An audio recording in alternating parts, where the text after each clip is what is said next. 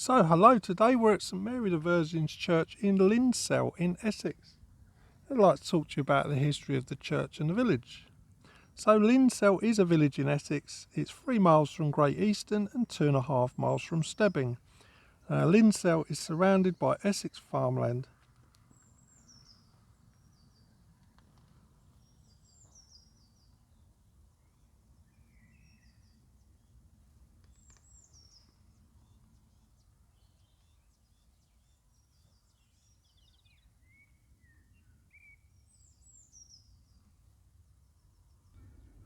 So, hello, today we're at St Mary the Virgin's Church in Lindsell in Essex. I'd like to talk to you about the history of the church and the village. So Lindsell is a village in Essex. It's 3 miles from Great Easton and 2.5 miles from Stebbing. Lindsell is surrounded by Essex farmland.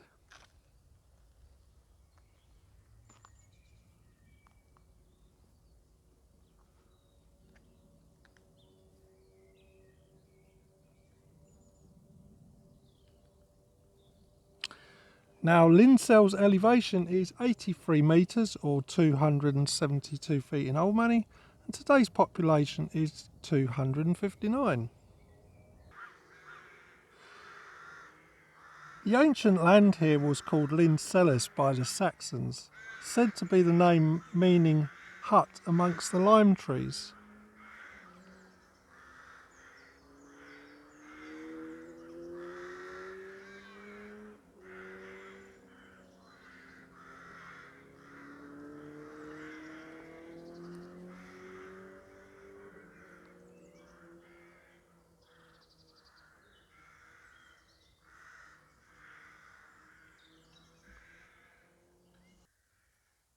Very likely a Roman outpost or structure was here, for Roman bricks make up part of the parish church.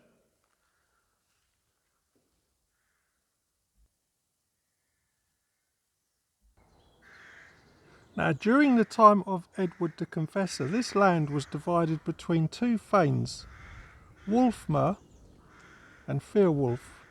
Now, both manors were of fair size, but we shall concentrate on Wulfmer's.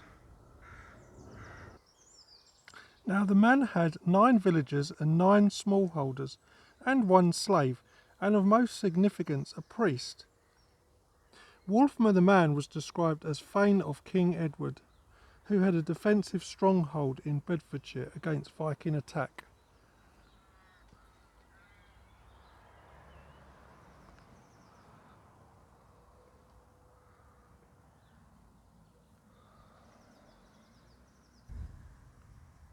By 1086, Wulfmer's manor was awarded to Udo the Norman. Now Udo and his 5 brothers would hold many manors in England, and Udo himself would become steward to the royal household of William the Conqueror.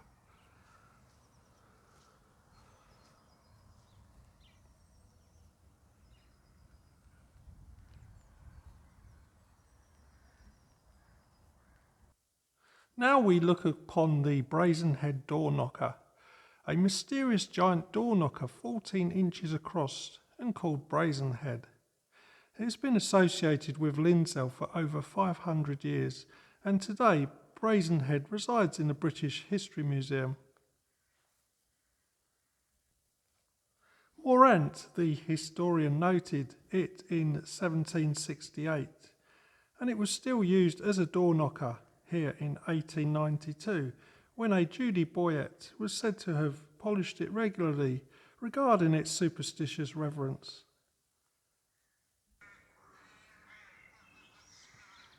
Now, what we do know is that it was cast in bronze and most unique, possibly used as a sanctuary knocker on the very church here.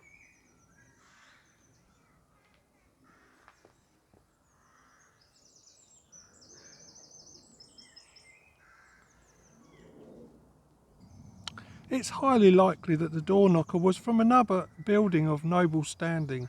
Brazenhead itself is dated to 1200 by the British History Museum.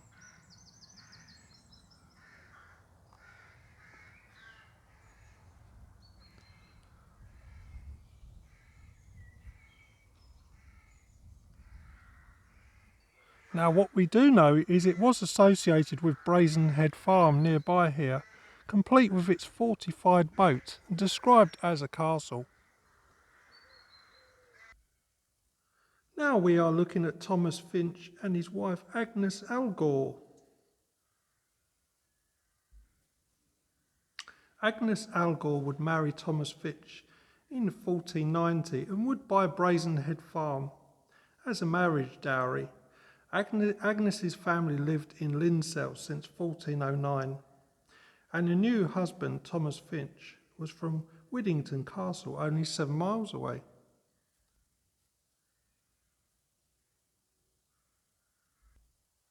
So therefore Brazenhead is related to either Algor or the Fytch families, right back to the 1200s. So therefore, Brazenhead, is it a wolf, a lion or a leopard? It's been called all three over 800 years. Now isn't that something? Now we shall walk a short distance from Lindsell's church.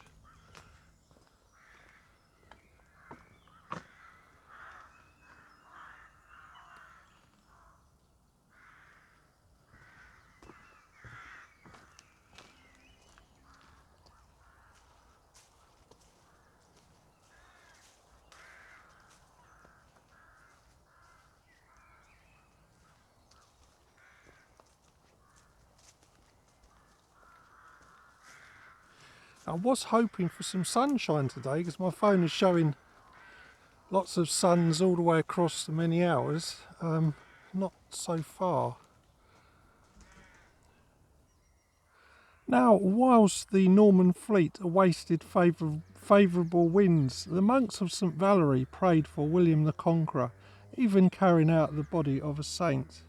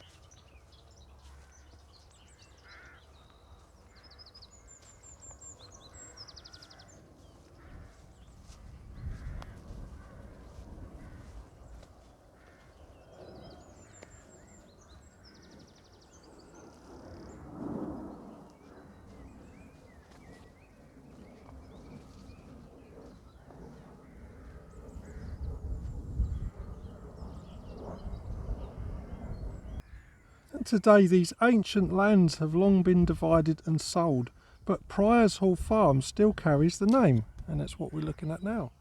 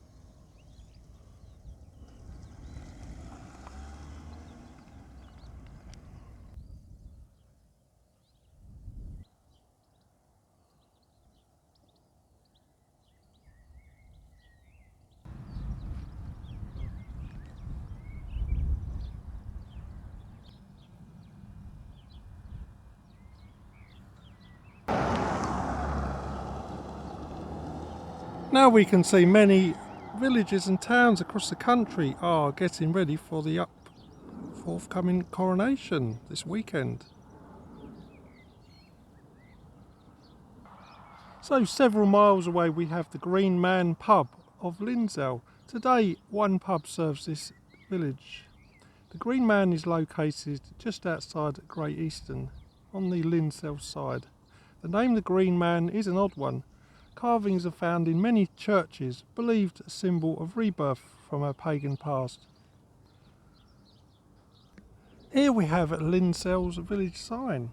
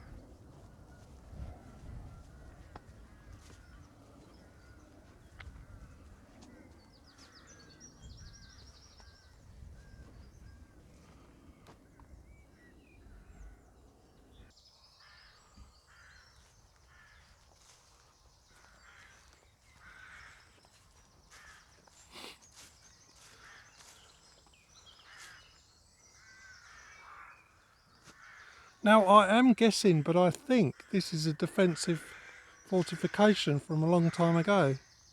You've got a bankment that runs all the way around the perimeter of the church. But it is a guess.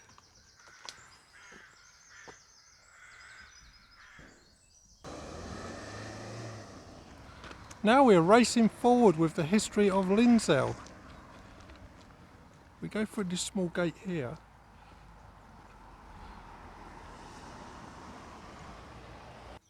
We have the Lindsell Cricket Club, established in 1905, and you can imagine on a hot summer's day playing on this pitch.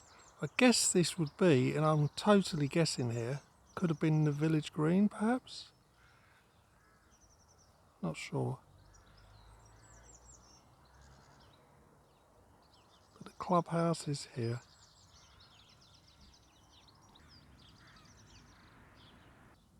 Now we've raced to walls of World War II and the history here. Nearby, the US airmen of the 9th Air Force were stationed at Wethersfield Air Base. These kind airmen would lay on a tea party for the children of Lindsell, including orphaned or evacuated children from London. The Americans, what we could only dream of at this time, had tinned fruit and chocolate bars. Must be a special memory for the children that very day.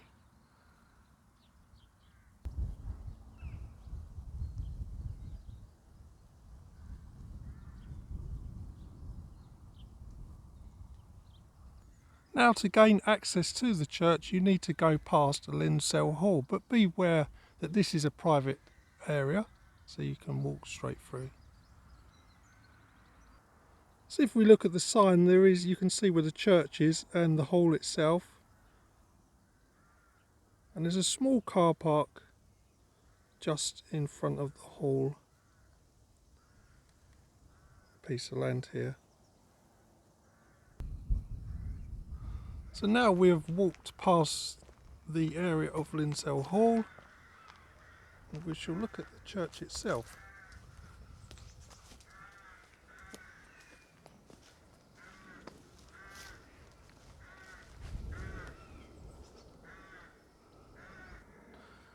Now St Mary the Virgin Church is built from pebble, rubble, red brick, and the dressings are of limestone and clunch, which is a super hard chalk. Now we look at the most unusual southwest tower. It measures 7 feet square and is built in 3 stages, with the base, or the top part, sorry, around the 16th century. Now if we start at the very base, we can see the original foundation. This is believed to be from around the 14th century. Now if we start at the base, we've got the original 14th century window.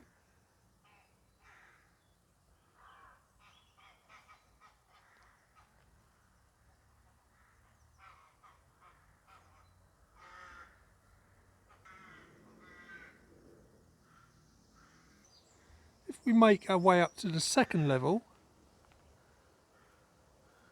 we've got a 16th century brick loop window.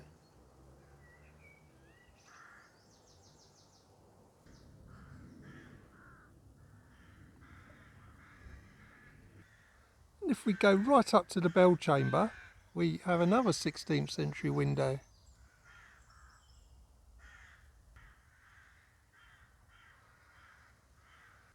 Now as you enter this old church, you will pass through this lovely 19th century south porch. I'm not sure if you can hear these very noisy crows.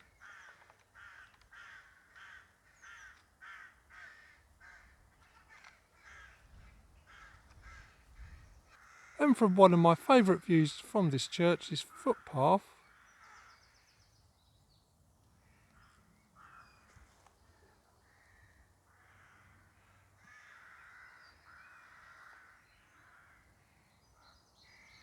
okay, let's enter this lovely old church.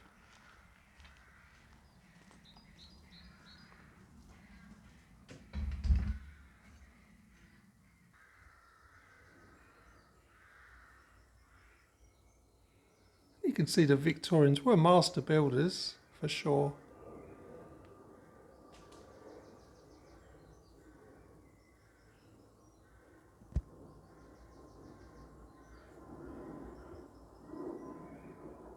You can hear a plane in the background, that is from Stansted, which is not so far from here. Now we are looking at the south doorway. This is a segmented pointed arch and jambs, and again it's 14th century.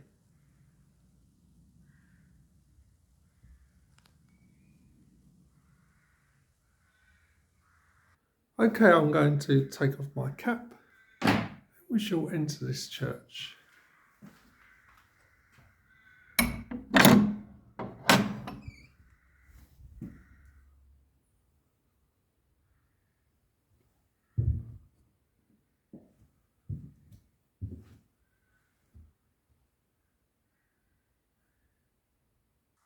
So if we just look around to the south entrance, what it looks like.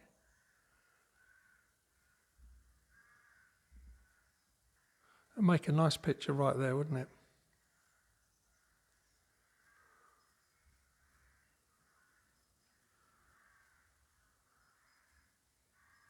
So now we are looking at the south aisle, built in 1330.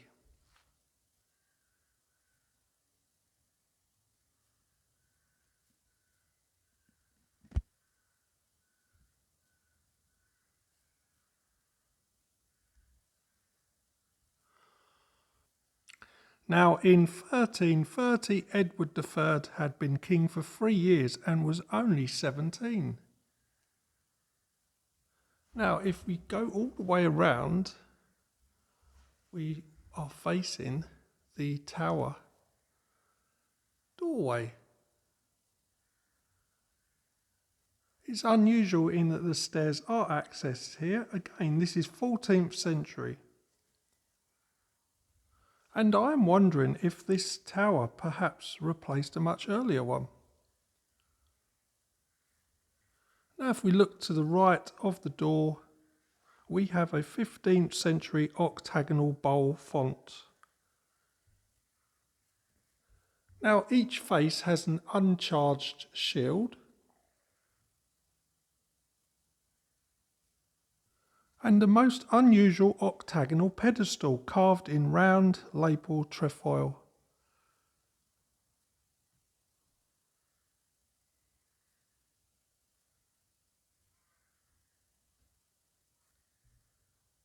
Now we're going to look at the column in front of, or just beside the font. We can see a small shield.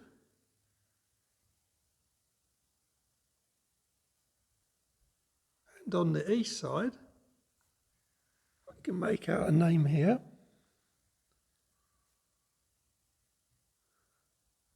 And do not ask me what it says.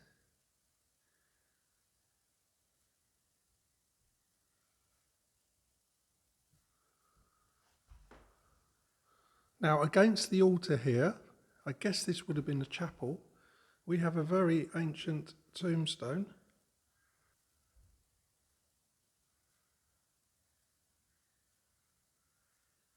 We could just make out the lettering at the top.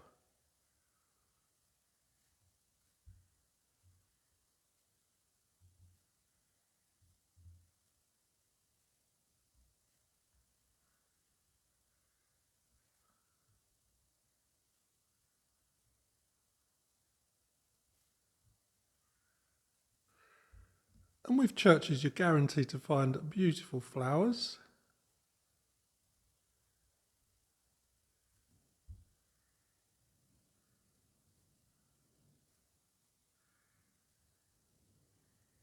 Now, if we look at the east window behind the flowers, we can see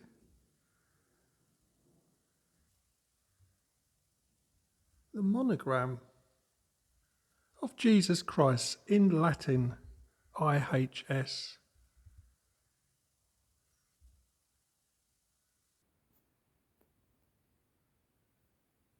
Okay, we shall now make our way to the nave.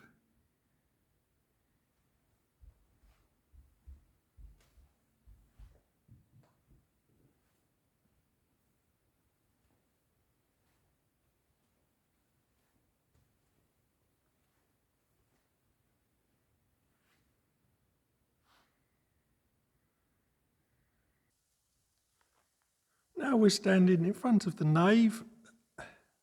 This measures 31 feet by 22 feet, and it's got no confirmed date as such, but the north windows are dated to around 1330.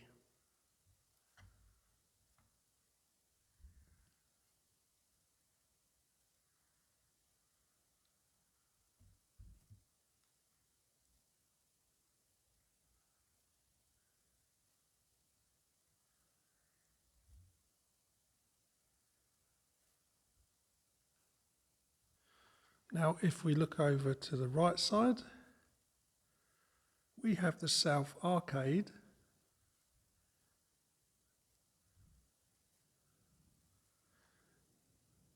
And again, the two bays and arches and orders were built around the 1330 mark.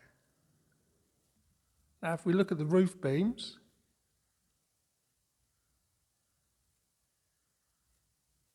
this is a more recent addition. It's said to be from the 17th century, and the tie beams were once painted white. And you can just see some remnants of that.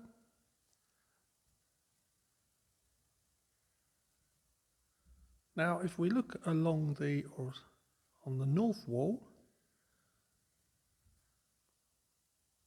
we have the war memorial for First World War and the Second World War.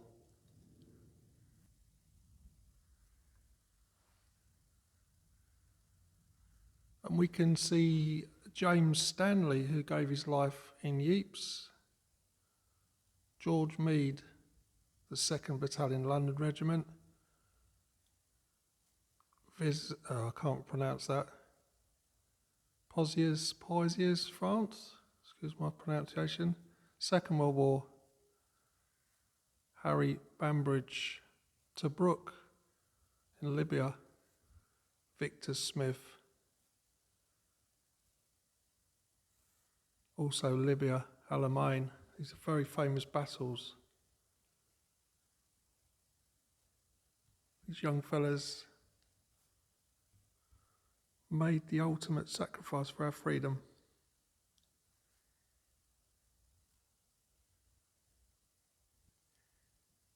Now, if we look beneath the memorial, we have the old parish chest. Now, this parish chest is dug out from a solid oak trunk. It's got iron-bound straps and it's medieval. Now, during the 1916 survey, this was stored in the barn at Lindsell Hall outside. Now, if we look a closer look, we've got 3 clasps. So this would have been for the church warden. The reverend or priest would have had this one. You can see where the key would go in there. And the other church warden would have had this side here.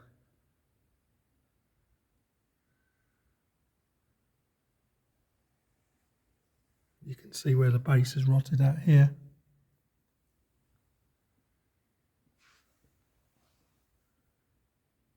Just look at the character of it.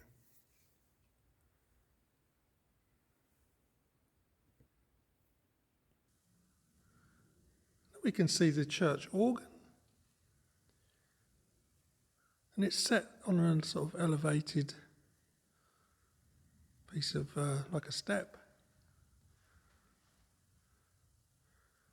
I believe we've got the 10 Commandments of the Lord's Prayer on either side, and I believe they used to be in the chancel.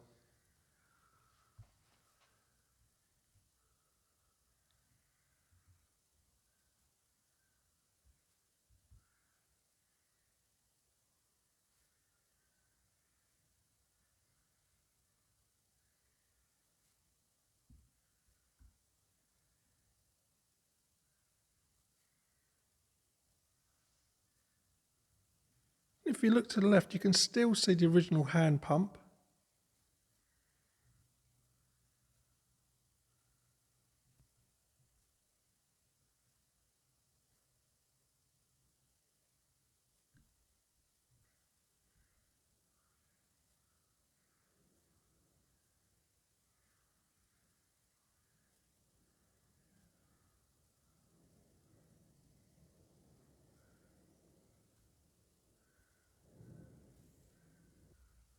So now we shall go towards the east end of the nave. I want to show you the squint.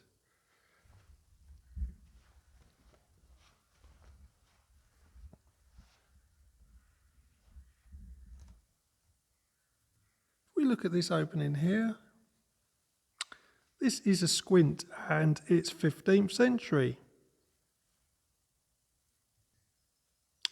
Now this medieval squint was to allow the congregation to view the sacred altar. Now to remember that a rood screen would separate the chancel right up until the English Reformation.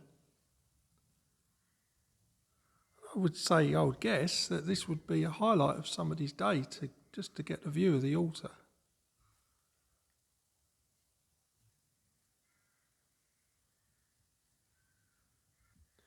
Now you may not notice this, but to the right, just above the squint, there is a very, very old headstop.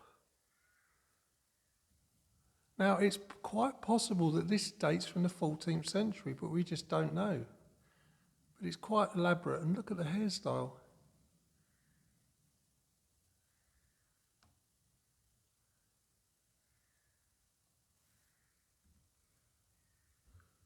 So now we are looking at the Bishop's lectern. This was donated to church in 1908.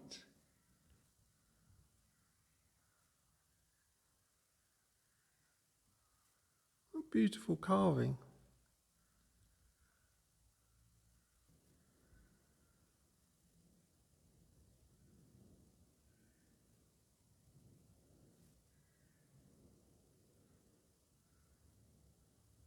We can see a very unusual pine pulpits. They're normally made in oak or hardwood.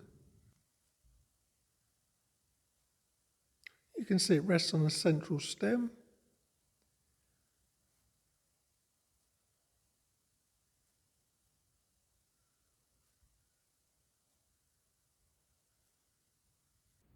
And you guessed it, I'm going to climb the steps. Can't resist getting a look at the view.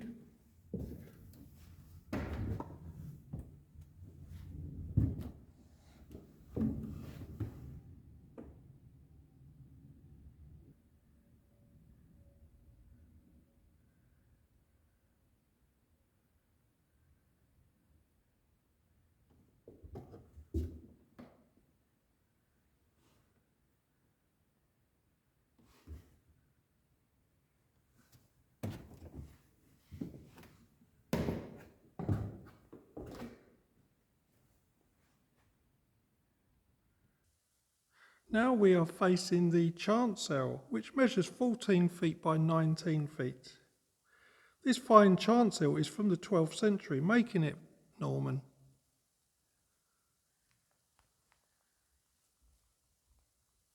Now we're standing underneath the chancel arch, which is flattened, semicircular, and it's over 800 years old.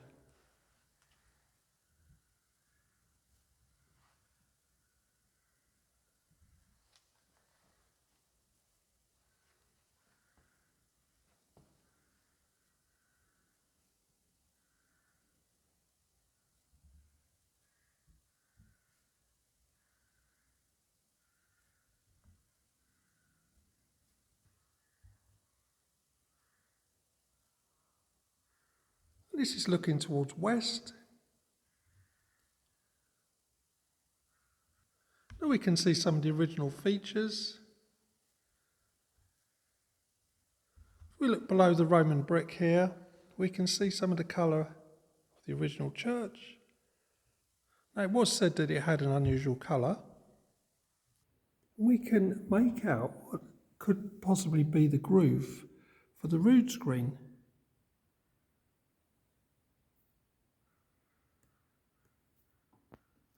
On the other side there's like a recess, I've got no idea what it's for. And again, we can see the recess. And if we look on the right hand side, we can see some old graffiti. 1774. Here we have the high altar. Just to look around. To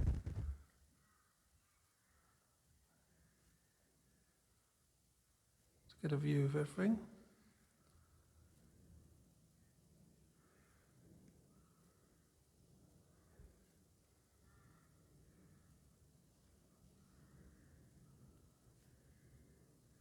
If we look at the north window,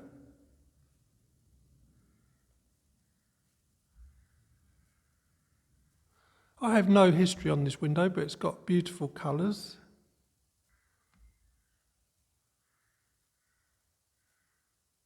Very vibrant colours the Victorians would use.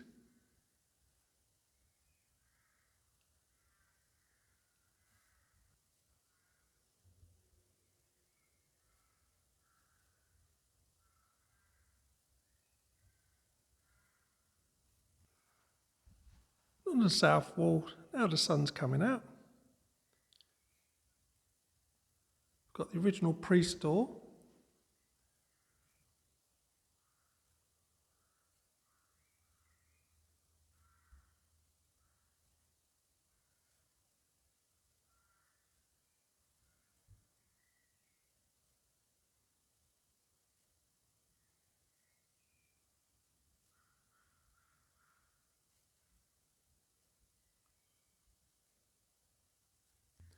We can see the view from this, or through the squint.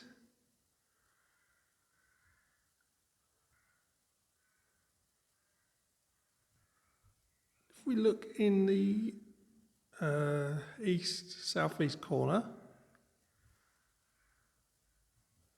then we have a piscina, but it's most unusual. I've never seen one with two bowls.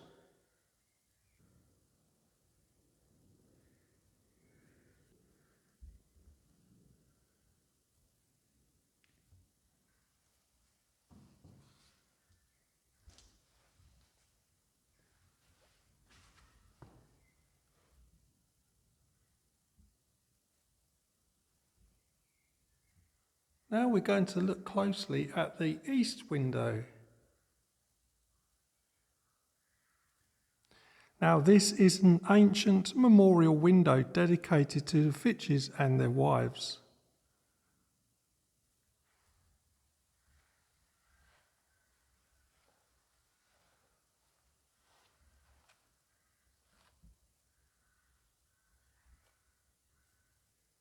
Now the brass effigy reads, "Pray for the souls of William Fytch and Elizabeth his wife."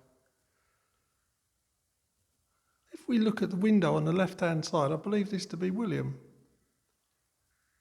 Now, William Fytch would purchase Lindsell Hall just outside these very walls in 1529.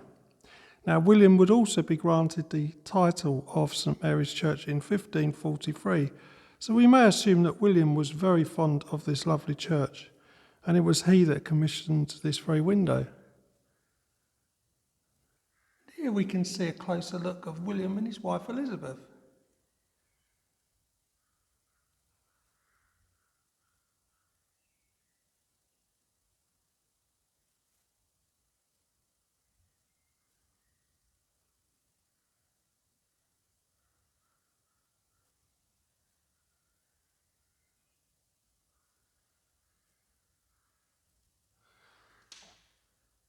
Now, I also read that these panels were presented to Lindsell's vicar by the Abbey of Walden just before the dissolution of the monasteries, if I've got that correct. Notice how the fragments are patched up, likely smashed by a poleaxe or halibut, during the time of Cardinal Wolsey and his men. And miraculously, all 4 members are intact, showing their clothing and hairdress. Now we've moved over to the right-hand side, and if I'm correct, this is Thomas Fytch of 1514.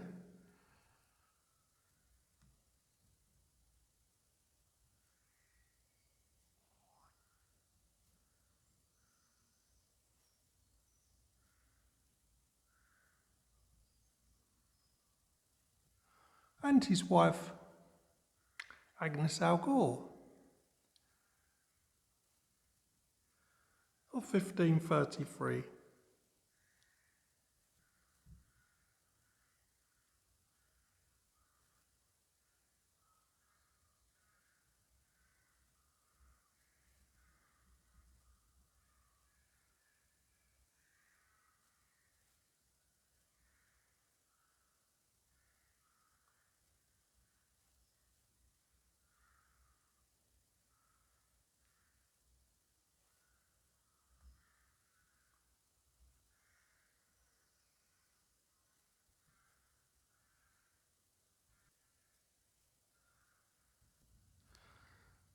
And both are buried in the centre aisle.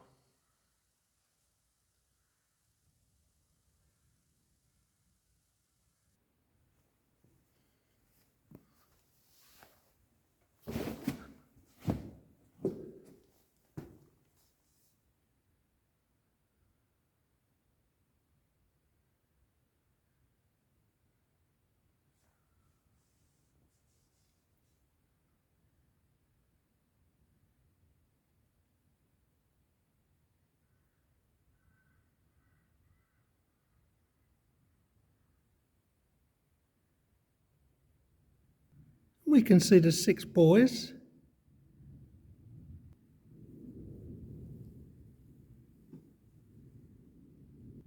and the 6 girls.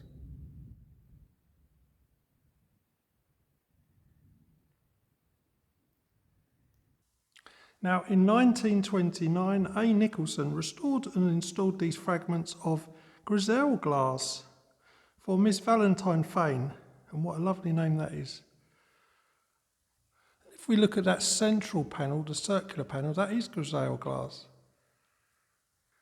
Now, would you believe it if I told you this glass is actually dated to the 13th century? Now, Grizel glass is ornamental but non-figurative. And it was first developed by the Cistercian order in 1134. Now, if we look above,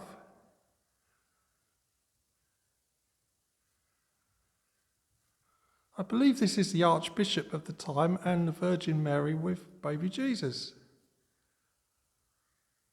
And to the left we have more ancient panels.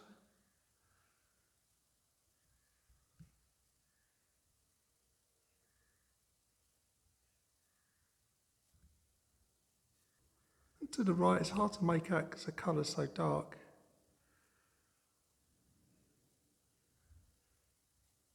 At the very bottom we have a shield, and I believe this is connected to the Abbey of Walden in some way, I'm not sure.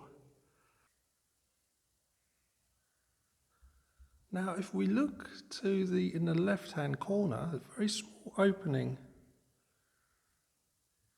and this is to an Anchorite cell. We look upon this small opening set east in the chancell's north wall. In the 12th century, on the other side of this wall lived an Anchorite or an Anchoress, where they would dedicate their entire life to prayer.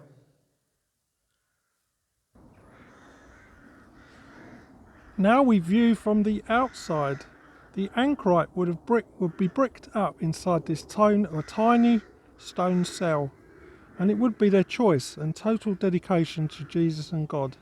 They were considered dead to the world and perhaps treated like a living saint. During the 12th century, there were 200 Anchorites living in such cells.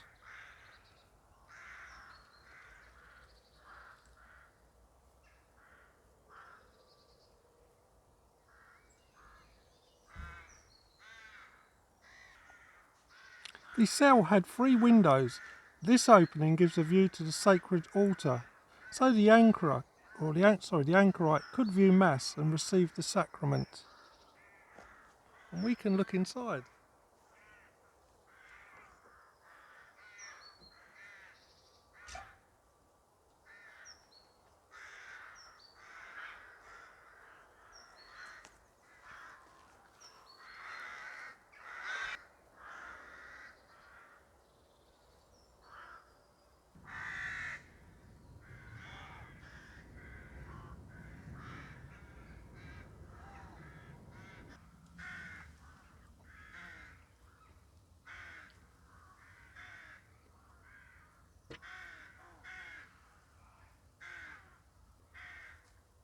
Now just imagine that he or she would receive communion through this window.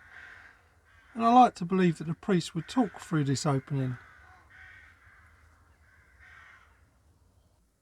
So back on the inside, we'll see the view the priest would have had.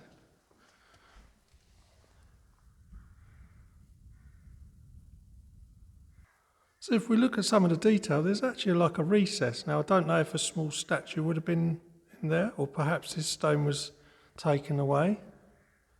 For in the medieval period, this stone was consumed actually with oil or water, or possibly wine, to alleviate ailments.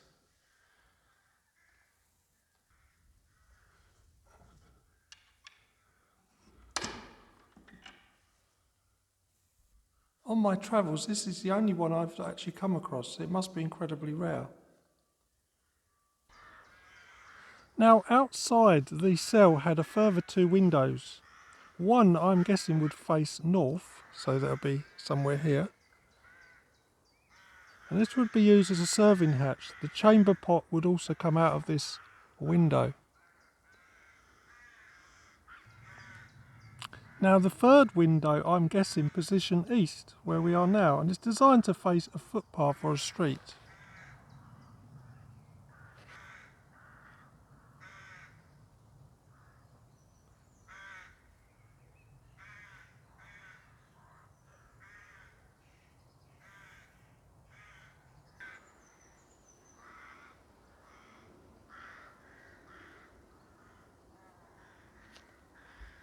Now, during the medieval period, church cemeteries were social meeting places where events were often held, and the Anchorite was much in demand for their spiritual advice and counsel.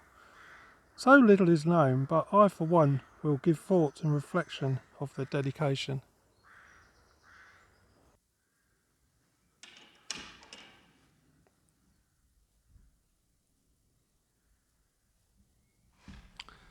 So let us go outside and have a look at this lovely weather.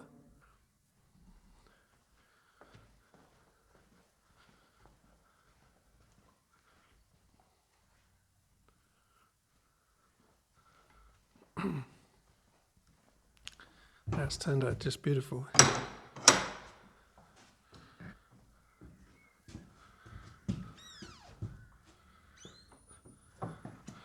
So So this church is open daily from what I can see, so please visit and fill in the visitors books, always appreciated. So let's have a look. Oh, it's just glorious now, isn't it?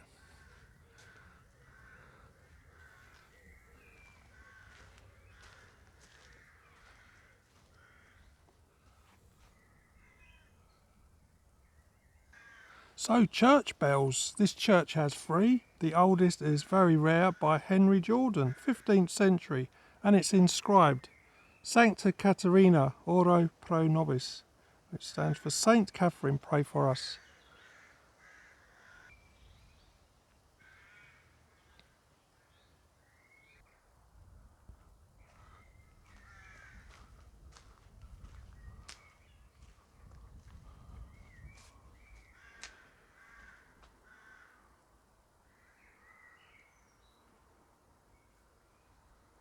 You can clearly see the Victorians have had a good go at this church. Lots of renovations. And here we have the original, guessing, priest door.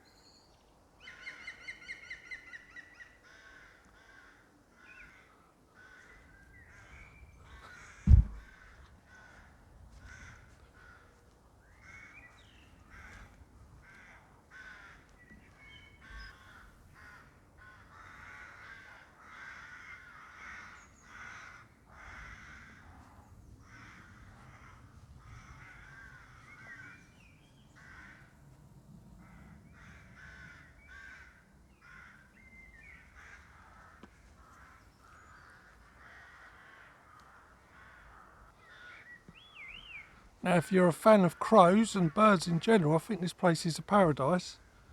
There are lots and lots of wildfowl making a fair amount of racket here.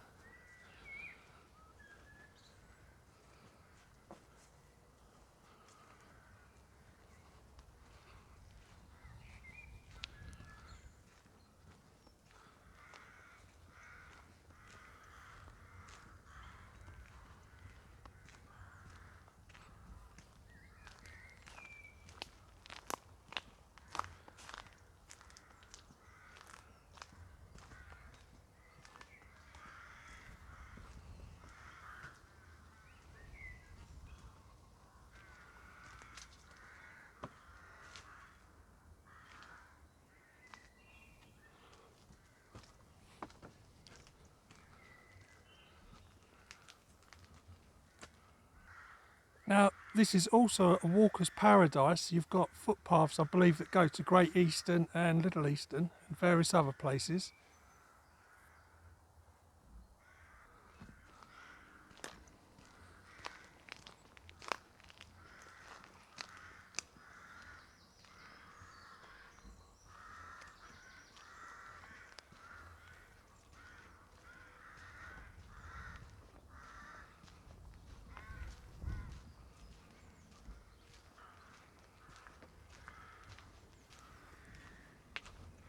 Now we're approaching Lindsell Hall, so you can see just how close it is.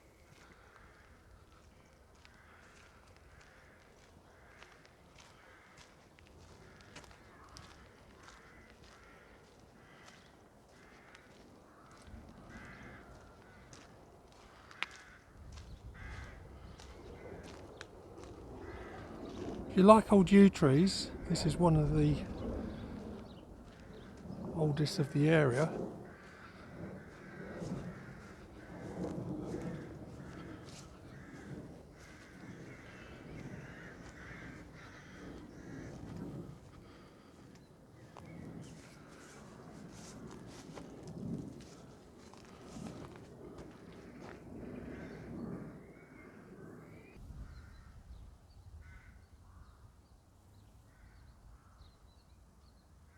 See how the ivy's taken over this grave.